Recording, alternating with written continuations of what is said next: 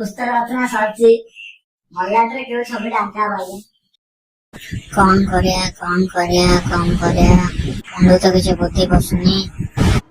ମହାଜନ ନମସ୍କାର। ଆଉ ସବୁ ଯୋଉ ଆଟା ଯାକ ସବୁ ତ ସେ ଘରେ ରଖା ହେଇଥିଲା, ମୂଷାଣି ସବୁ କାଟି ଗୁଣ୍ଡ କରିଦେଇଛନ୍ତି। ହଁ, ଏଥର ମୁଣ୍ଡକୁ ବୁଦ୍ଧି ପଶିଲା। ହେଲେ ଗୋଟେ କାମ କର, ସେଥିରେ ତମେ ବିଲେଇର ଛବିଟାକୁ ଆଙ୍କିଦିଅ।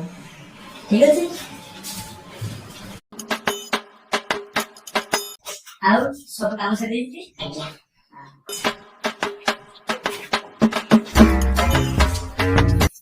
वाह, क्या କାଲିଗରି କରିଛ?